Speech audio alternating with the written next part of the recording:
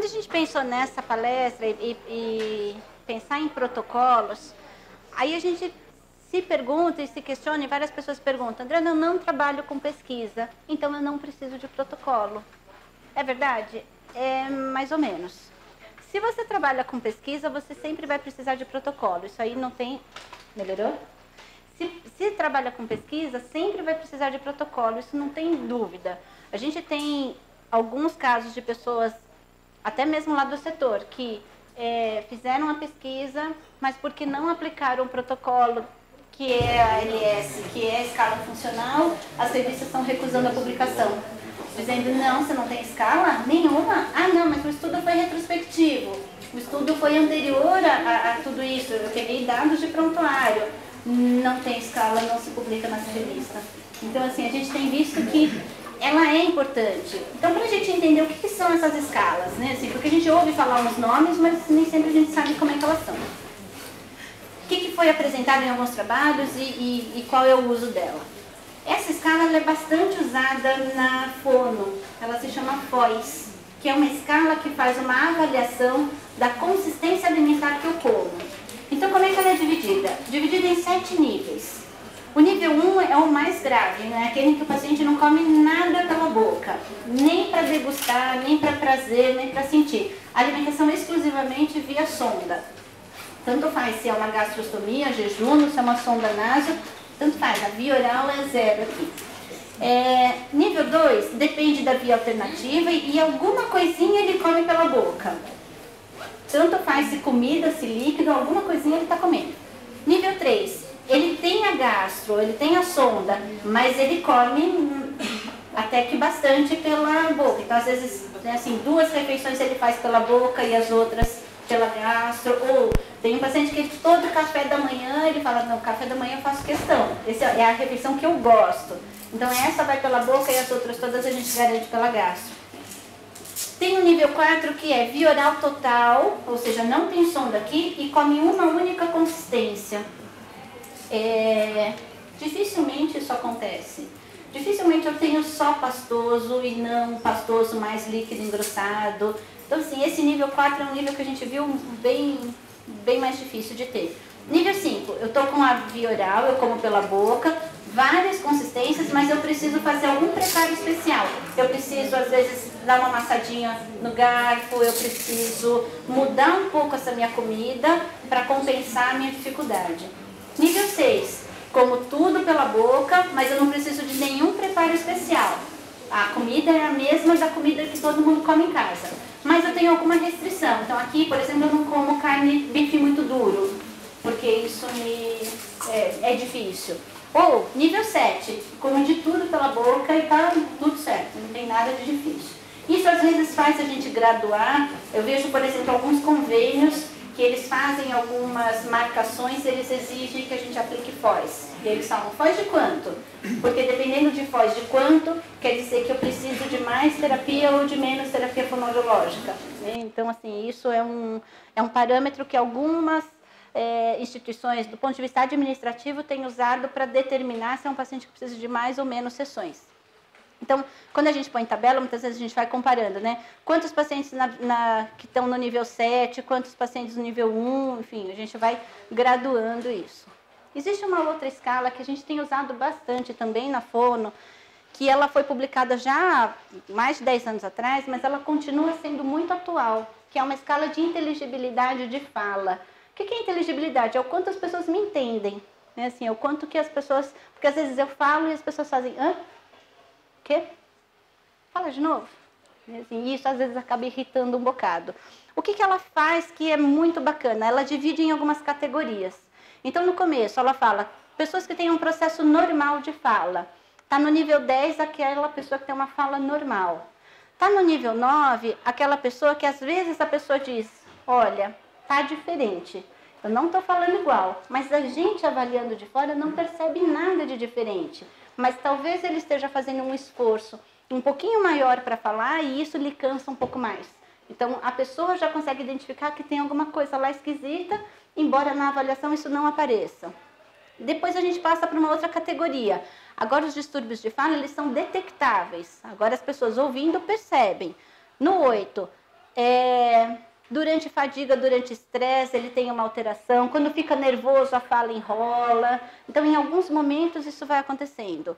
Ou a fala está bastante alterada, ele mudou o padrão, mudou a articulação, agora aquela fala está mais nasalada. Então, eu estou num outro nível nessa escala. Outra categoria.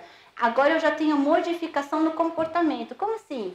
Se eu preciso da repetição, se o meu cuidador diz, que? Fala de novo? Eu estou mudando o comportamento porque eu estou tendo que repetir aquela informação. E isso, a velocidade, eventual repetição, é com uma velocidade lenta. Mas a frase é a mesma, ele não limita a frase, ele continua falando a frase do jeito que está.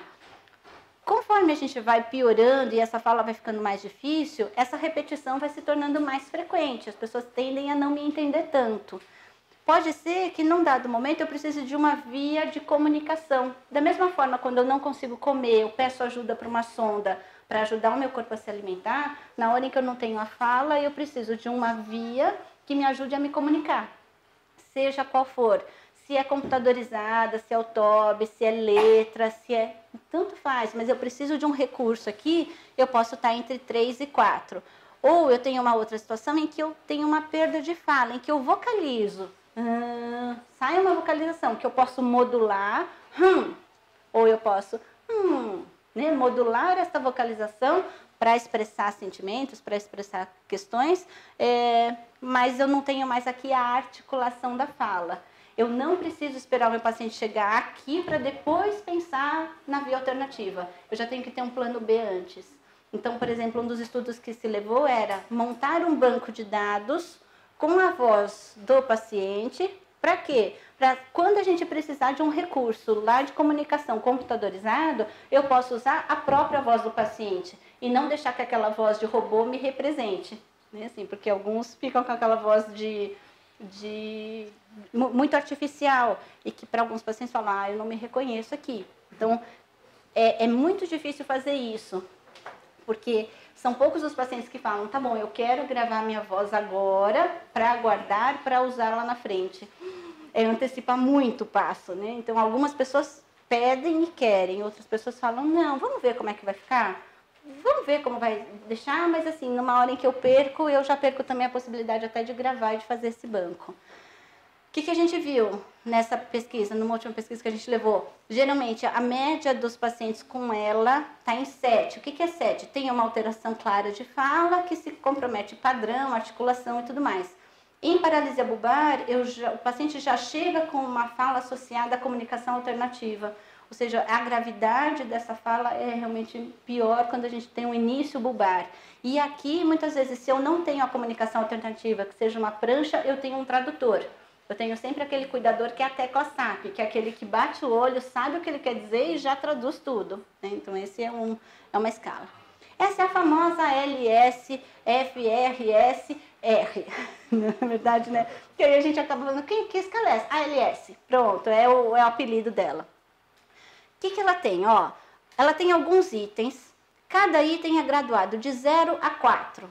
Então, eu vou ler para vocês, só porque eu sei que está pequenininho. Fala normal, 4 pontos para ele. Disartria leve, eu sei que tem alguma alteraçãozinha lá, mas é perceptível, é leve, 3. Disartria moderada, ele já precisa repetir aqui, 2. Disartria grave, ele precisa de uma comunicação não verbal, prancha ou escrita, ou anadria, ou seja, ausência de fala ou alguma dificuldade motora. E aí, com isso, eu vou graduando, eu vou marcando X aqui, onde ele está. Mesma coisa em relação à salivação. Salivação é normal, tem um leve excesso, um excesso moderado, um excesso grave, que ele tem aquela produção de saliva máxima e constante, ou ele tem aquela célula tão intensa que ele precisa o tempo todo de um sugador, de um aspirador, de um paninho, de alguma coisa para ajudar a secar. Tá? Então, vocês estão vendo que quanto maior a pontuação, melhor. Né? O 4 sempre é o nível do normal, sempre é o nível que eu mais quero ficar. Mesma coisa em relação à deglutição. 4 normal, 3 disfagia leve, ocasionalmente, de vez em quando eu engasgo. 2, disfagia moderada, que aqui eu já estou mudando consistência. Disfagia grave vai ser o número 1, eu preciso de uma sonda. Ou 0, não tem mais nada viral, agora eu só ponto da sonda. Então a gente vê que tem 3 itens bulbares. fala, salivação, deglutição. Depois eu tenho os outros níveis que têm a ver com funções. Escrita, quando que a pessoa escreve, então assim, de 4 é normal até o 0, que ele não consegue nem segurar a caneta. Né? Manipulação de alimentos, eu tenho duas situações, eu vou preencher um ou outro. Se a pessoa tem gastrostomia ou se ele não tem gastrostomia. Eu quero saber o quê? A pessoa se alimenta sozinha. Tem, por exemplo, para as pessoas que comem só, tem uma habilidade motora boa para isso. E tem pessoas que passam a própria dieta na sua sonda, porque tem uma habilidade que garante. Tem gente que não, ó, eu como até algumas coisas pela boca, eu até seguro alguma coisa e como, mas a dieta que ela passa pela gastro não sou eu que ponho a mão, porque aí requer uma habilidade que hoje eu não tenho. Então eu vou marcar em um caso ou outro, com ou sem gastro. Vestuário e higiene. Eu sou independente para quase tudo, mas eu tenho dificuldade em abotoar, em vestir uma manga, em pôr a calça, a perna da calça, ou eu preciso de assistência para algumas coisas, ou eu preciso de muita assistência, ou eu não consigo ajudar em nada mais. Então vocês estão vendo que ele vai dando para a gente que é um nível de gravidade da doença de uma forma geral. Então muitas vezes o paciente bulbar, ele vai ter perda nesses 3 primeiros itens, e o resto se mantém. Então, assim, nem sempre considerar a pontuação geral dele é uma boa estratégia. O que a gente tem feito é uma pontuação por domínio. Então, o domínio bulbar, o domínio que é de função apendicular, então vestuário e higiene, atitude no leito, manipulação de roupa de cama, ou seja, eu consigo me virar sozinho na cama? Eu consigo puxar o lençol? Não consigo. Alguém começa o movimento de me virar e eu termino o movimento. Tá? Então, eu vou marcando que nível que eu estou aqui para isso. Mesma coisa em relação à marcha e à subescada, né? Que é onde a gente vai pontuando. E os 3 últimos itens são referentes à parte respiratória. Então, a primeira, dispneia. O que é dispneia? É aquela sensação de desconforto para respirar. Que ou vem com aumento de frequência, ou ele vem como aquele suspiro. Se você puxa para sentir que, né, o ar preencheu tudo lá dentro.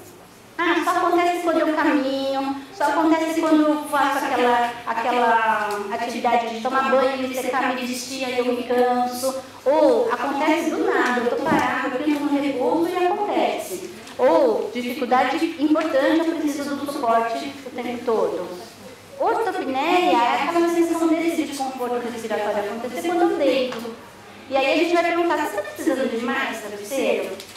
Eu tenho um travesseiro a mais. Então é aqui o travesseiro, o uso do travesseiro que vai ser para a gente esse nosso marcador. Preciso de 2 travesseiros, mais que 2 travesseiros, ou tem gente que chega e diz assim, eu só consigo dormir sentado. É só na poltrona. Se eu deitar, eu não durmo, porque falta lá. Ou nem consigo dormir. Então ali também vai pontuando. No último item, insuficiência respiratória, a gente tem aqui um grande problema, que deu problema em todas as experiências que a gente pegou no setor. Porque ele diz o seguinte, 4, nenhuma insuficiência, não tem dificuldade para respirar. 3, uso intermitente de ventilação não invasiva, que é o BIPAP.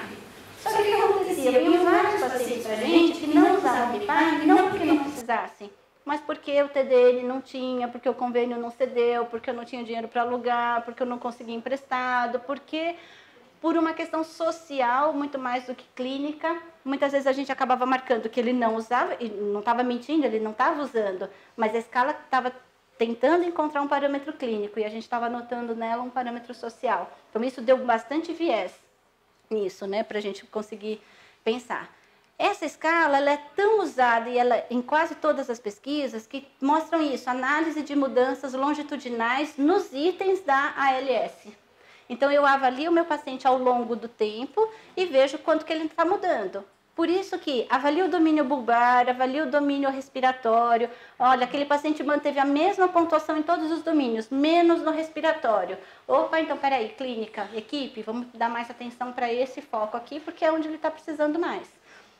E aí é onde vale. Por quê? Porque senão a gente ganha alguns trabalhos que dão conclusões meio falsas para a gente. Conclusões que não são tão verdadeiras porque a gente não analisou a doença. Vou dar um exemplo para vocês. Tem uma pesquisa que fala que todo mundo que faz gastrostomia tem perda de força de tosse. Porque teve machucou a parede, porque eu perdi força e tudo mais. Quando você vai ler, e aí tem algumas pessoas que falam, não, se eu vou perder força de tosse, então eu não quero fazer isso aí não. Não, mas peraí, vamos entender o estudo? Quando o estudo faz a avaliação, o que ele fez? Ele avaliou a tosse antes da gastro, aí passou um tempo, fez a gastro. Passou mais um tempo, ele avaliou a tosse depois. Só que esse estudo não aplicou escala. Então, o que me dá de impressão? Ele tem uma medida antes e depois. O que ele sabe? O que ele está dizendo para a gente? Que a força de tosse do depois está menor do que estava antes. Agora, a gente tem dois fatores que aconteceram aqui. Um foi a colocação da gastro e o outro foi a evolução da doença. Então, se ele tivesse aplicado a escala e tivesse mostrado a doença se manteve com a mesma pontuação na escala, aí eu podia dizer que foi a gastro que fez isso. Como ele não aplicou essa escala, eu não sei dizer se foi a gastro ou se foi a evolução. Quer dizer que eu não posso concluir isso de uma forma tão taxativa. Foi isso. Eu preciso estudar melhor. Eu preciso fazer um desenho de estudo diferente. Então, essas escalas, elas são, sim, muito importantes para a pesquisa. Aí veio uma outra que foi validada aqui para o Brasil, ela já está traduzida para o português, já foi aplicada, que é a EGELA, que é uma escala de gravidade em ela.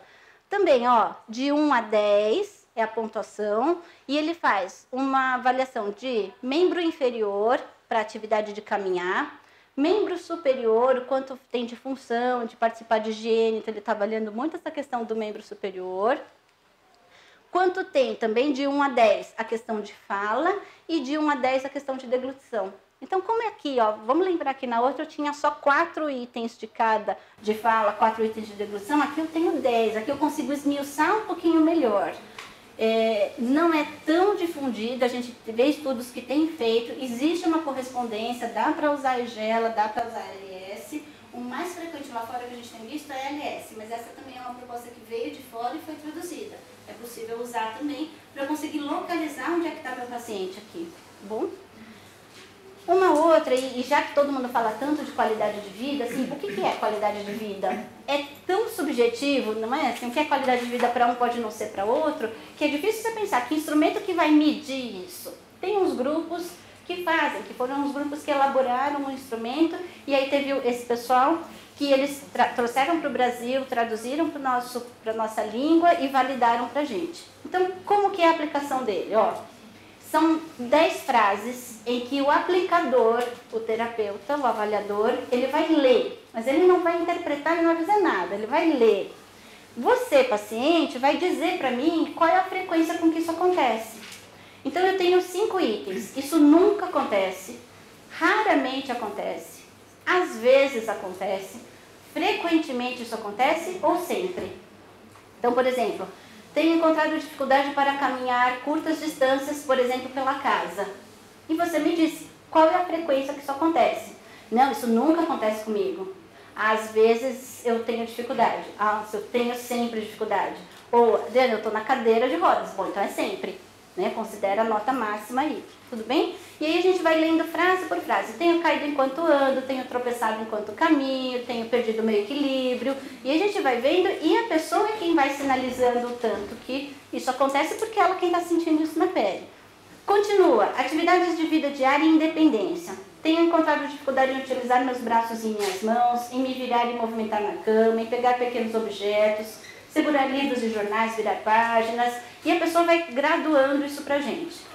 Depois, em relação a comer e beber, tem dificuldade em engolir, em mastigar comidas sólidas e em beber líquidos. Em beber líquidos, às vezes, mastigar, nunca, engolir, raramente. Posso ter variações nessas respostas. Tenho encontrado dificuldade em participar da conversa pela dificuldade de fala. Tenho sentido que as pessoas não compreendem o que eu falo, dificuldade em falar algumas palavras ou letras. De novo, para cada frase, a pessoa vai pontuando naquele de 1 a 5 para a gente. E a última parte, que são 10 questões em relação à parte emocional. Tenho me sentido solitário, aborrecido, tenho sentido vergonha em situações sociais, tenho estado sem esperança, preocupado em depender dos outros, e aí vai. Na verdade, de novo, a gente vai graduando isso. Isso, então, são 40 questões, que vai dar pra gente uma pontuação. Essa pontuação, a gente faz uma regrinha de 3, de um jeito que quanto mais perto de 100, pior é a qualidade de vida. Então, aqui a gente vai ter que usar o raciocínio contrário. Quanto maior a nossa nota, pior a gente está. E aí, foi apresentado lá uma pesquisa que foi muito bonitinha, porque assim, qual que era a ideia? o mesmo protocolo, esse mesmo eles chamam de ALSAQ 40, porque tem 40 questões, e ALSAQ, que é qualidade de vida em ela, que é o ALS. Eles aplicaram esse questionário para o paciente, então para um grupo de pacientes, e aplicaram para os seus cuidadores, dizendo assim, o que você acha que ele responderia? Então não é eu responder como a Adriana, é eu responder me colocando no lugar deste paciente. E aí o resultado foi muito interessante. Geralmente, a pessoa que tem a doença refere uma qualidade de vida melhor do que o seu cuidador pensa. Quem está de fora pensa que ele está sofrendo mais do que ele está de verdade. Né? Então, às vezes, a gente faz umas interpretações de fora dizendo, coitado, imagina, olha isso. E ele mesmo não está sentindo esse impacto desse jeito que passa para fora. Faz diferença isso? Total diferença, porque todo o cuidado que o cerca vem de pessoas que acham que eu estou muito mais grave, e às vezes eu não estou. Então vale a pena a gente entender um pouquinho como é isso, porque qual é o objetivo de todas essas pesquisas? Não é dar qualidade de vida para? Então, mas a qualidade de vida para quem? Para quem está sentindo isso na pele. Mas, assim, essa é a ideia. O que a gente viu? Volta lá para a pesquisa. Esse foi outro trabalho que a gente levou lá nesse congresso, que era avaliação de qualidade de vida com escala funcional. Então, o que a gente fez? Aplicou a ALS, aplicou a ALSAQ 40, a ALS e a EGELA. E aí, dividiu no grupo ELA, no grupo PBP. O que é que mais chama atenção? Lembra que a gente falou que quanto mais perto de 100 era pior? O item que fica mais perto de 100 é o item comunicação. Puxa vida, então quer dizer que não me incomoda tanto não andar, mas me incomoda brutalmente não falar, não me expressar, não dizer o que eu quero, o que eu penso. Então a nossa briga constante lá e com todo mundo é assim, eu não quero um recurso que só comunique necessidades, a gente estava falando disso agora no intervalo. Não quero um recurso que só fale dor, fome, frio, sede, coceira. Eu quero um recurso que deixe eu comentar aquilo que eu vi, que eu quero falar, que eu quero expressar esse sentimento todo. Eu preciso ter essa válvula, senão eu vou virar uma panela de pressão. E aí eu ganho mais um problema, além de todos esses que eu já tenho. Assim, vai ser muito pior. Então, vale a pena a gente olhar esses itens mais expressivos, que são esses que chamam a atenção para a gente saber para onde a gente, terapeuta, tem que olhar. Então, fono, a parte de comunicação, é uma parte que chama bastante atenção aí. Teve um outro estudo que apresentou essa escala, essa MOFRS, que é essa escala modificada óculo-bulbar, facial e respiratória. Na verdade, é uma escala que foi inicialmente proposta para pacientes com miastenia grave, que tem em comum o traço da fadiga, mas ele não tem em comum o curso clínico. Eu tenho lá muito mais flutuação do que eu tenho aqui. Mas, de qualquer forma, o que eles queriam saber é assim, será que eu posso pegar aquela escala que já foi desenhada, que já está feita, eu posso aplicar para esse público? E é aquilo que esse estudo fez. E viram que ele é sensível, ele consegue captar também essa questão da funcionalidade para esse nosso grupo daqui. Um outro estudo que propôs uma escala funcional de comunicação. Ela põe 7 itens, e aí ela vai dizendo em qual item será que o meu paciente se encontra. Será que é um paciente que demonstra estratégia para melhorar a sua comunicação? Ou ele usa mensagens com recursos de baixa tecnologia, como, por exemplo, essas pranchas de letras e números. Ou ele se comunica com recursos que reproduzem voz.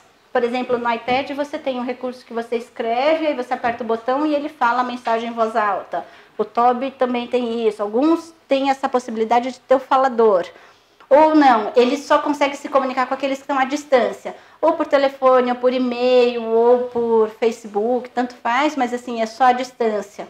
Ou independente, ele tem uma independência aqui, ele consegue se articular melhor, ele dá pra gente uma possibilidade de graduar o quanto está essa comunicação do meu paciente de 1 a 7, que também é uma outra proposta que a gente pode usar nas pesquisas que a gente fizer, tá?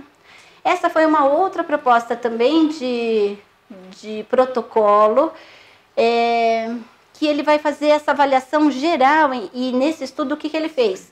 6 meses ou menos que ele tinha de duração de doença, então assim, tempo de diagnóstico, entre o diagnóstico e o momento atual, de 6 a 24 meses e mais que 24 meses. O que a gente observa aqui? Essa faixa aqui de cima, roxa, é a fase do sem problemas.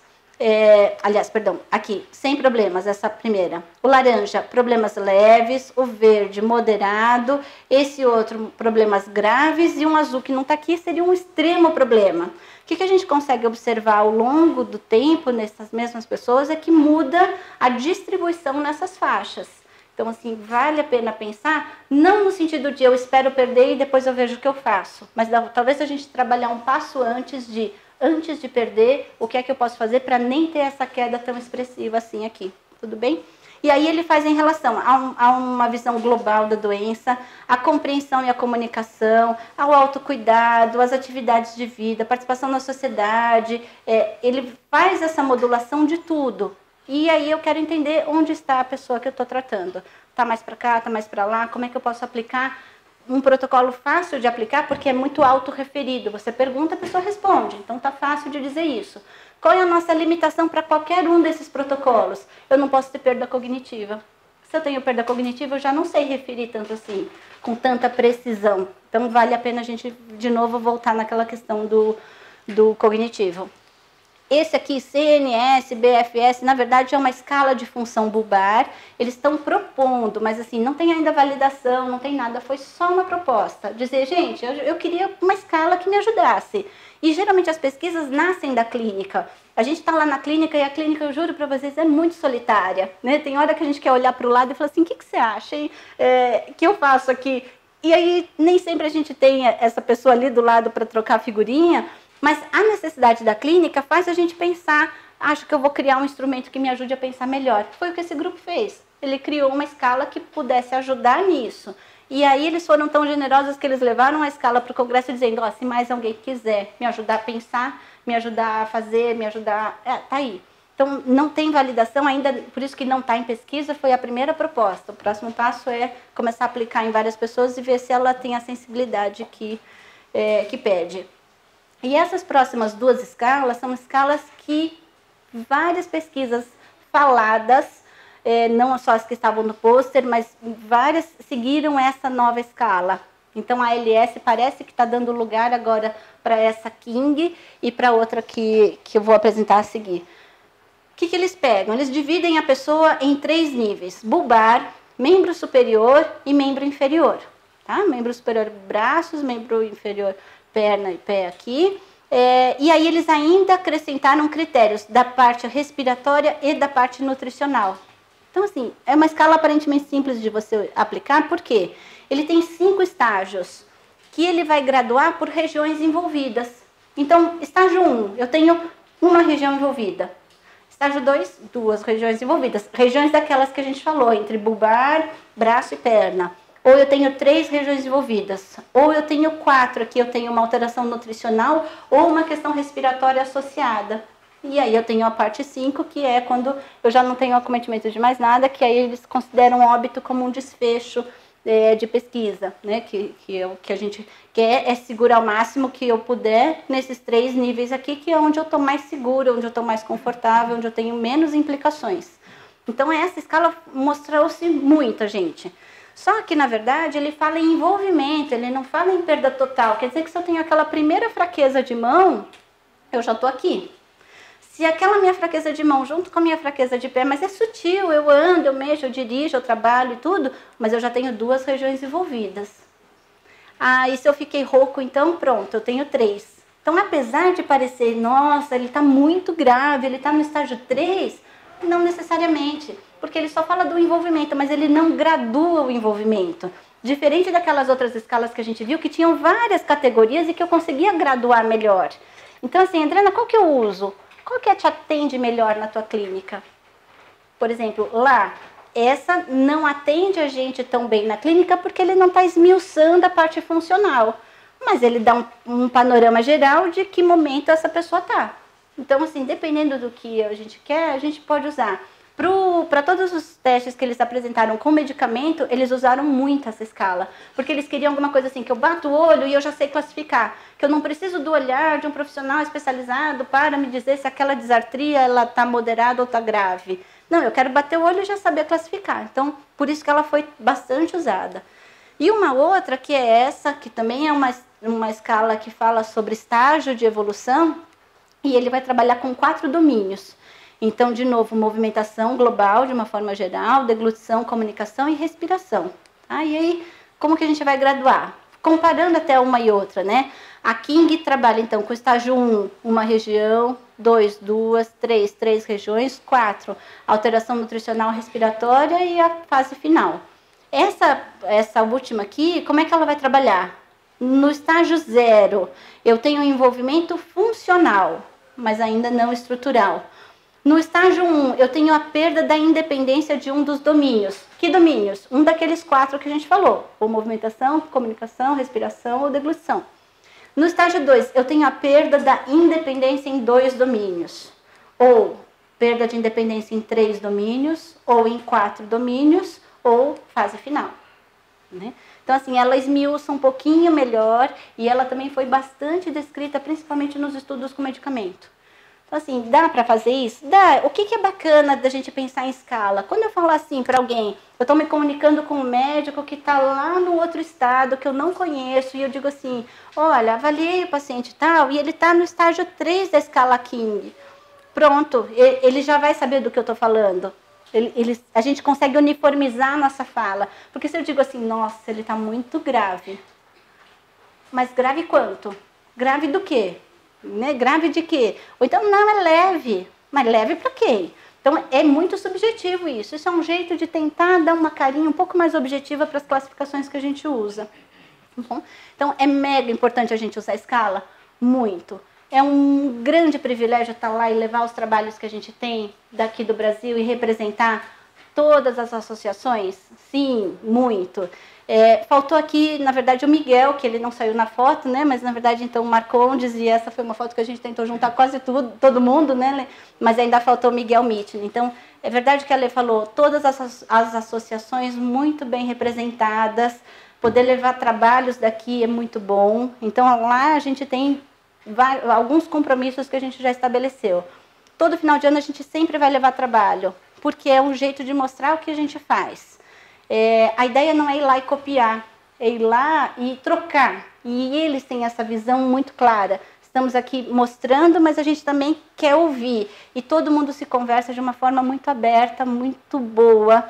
Está todo mundo unido pela mesma causa, pelo mesmo objetivo. Né? Assim, não tenho dúvida que o dia que eles falarem, pronto, né? Assim, achamos aquilo que a gente queria, todo mundo daqui pode deixar que vocês serão os primeiros a saber, porque a coisa vai muito ao vivo e a cores, e a gente vai trazendo sempre, esse é o nosso compromisso.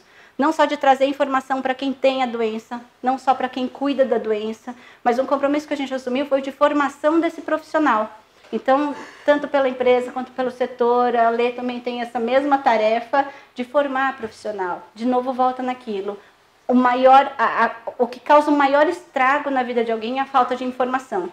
Então, a gente vai trazer a fono, físio, TO, psico, a gente vai trabalhar em equipe, o pessoal da enfermagem, os cuidadores, para a gente conseguir espalhar, e eu tenho certeza que daqui já estão saindo vários multiplicadores. É esse o nosso papel, é essa a tarefa que a gente abraçou e a gente consegue fazer isso através de vários veículos. E eu agradeço muito a Procura por ser um veículo desse em que a gente consegue falar e formar mais multiplicadores. Obrigada.